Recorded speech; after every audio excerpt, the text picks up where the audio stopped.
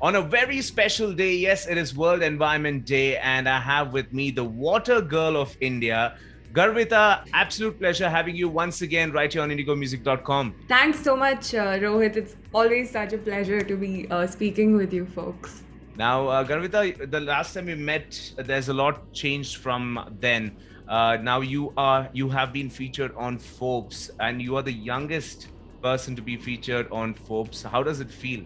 I think it's exciting, Rohit, and it really talks about the fact that you're never too young to do anything, right? And it's sort of a testimony that to all the young people out there that no matter, what your idea is, however small or big it might be, taking that first step can have an impact. And thinking of those small things and those little ways in which you can make a difference will help the world, and this is just sort of a testimony to that, being recognized at such a level for it.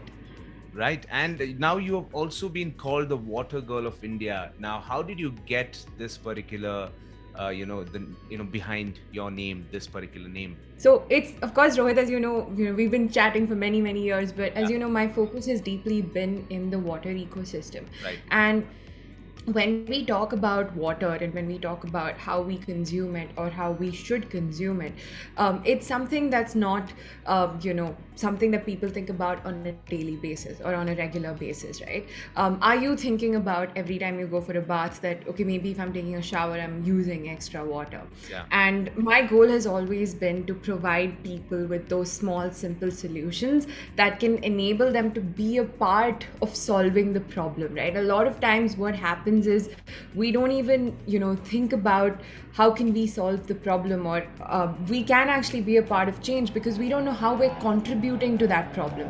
Right. If you start knowing things like your water footprint or your daily consumption levels, these are just small things that can enable you and push you towards being a water warrior yourself. So I guess it comes with that goal of wanting to make everyone around me a water warrior as well. Right. Now, Garvita, what have you been up to recently when it comes to, water conservation? Have you, done something that's really impactful? So interesting, pass from the previous question. Like I was mentioning, right, our goal has always been how can we involve every single person and enable them to be a part of the solution. So we at Y-Waste have actually developed a mobile application that allows people to calculate their water footprint and then in turn supports them in and handholds them, through that journey of actually conserving water. So it's similar to, maybe like a health app where you've got to put in your daily accounting of calories and all of that, and then it tells you this is what you should eat, this is how you should work out. And we do it in like a much simpler manner where we just ask you where all are you consuming water every day, and then we tell you, these are some of the places. And it's a step-by-step process. You start at the beginner level, you take some simple tasks, and the goal is to save at least 100 liters of water every day.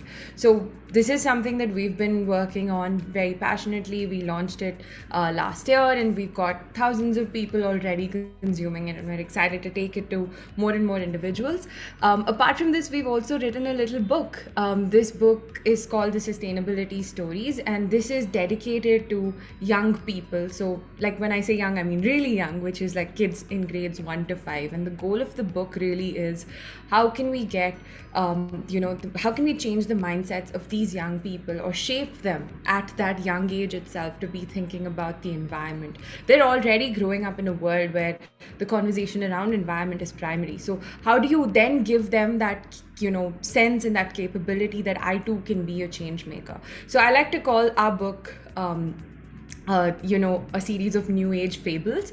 So there's 13 stories that we've put together, and these stories have like animal characters and all of those fun stuff. But at the end, the problem is always solved by the youngest character.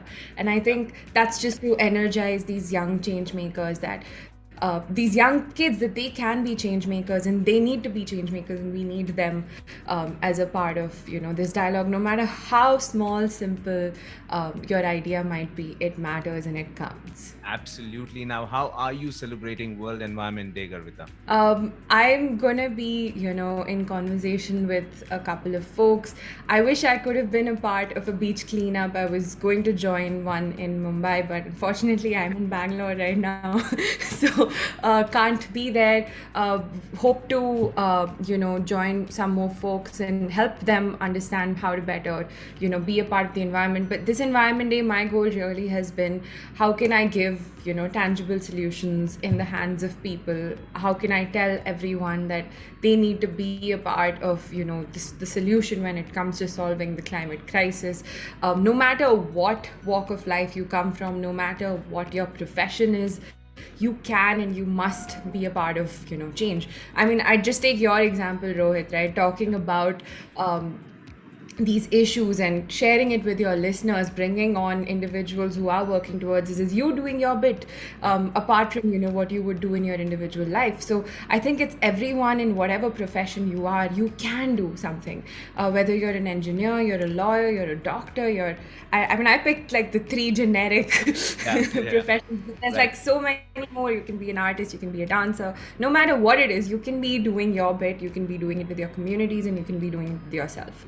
And that's what I hope to bring this World Environment Day to people. Garvita, it's always fun talking to you, and all the best with your future endeavors, and all the best with your app and your book as well. It was once again fun talking to you. Have a great day ahead, and once again wishing you a very happy World Environment Day. Thank you, Rohit, and wishing everyone listening in a very, very, very happy World Environment Day. And I just like to close, with a quick quote. Sure.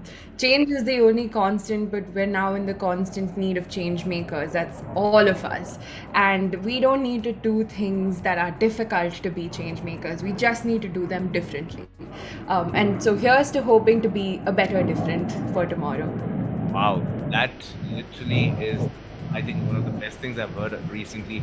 Garvita, thank you so much for getting in touch once again, and we'll catch up soon. Yes, absolutely. Thank you so much, Rohit. All right, take care, Garvita. Bye.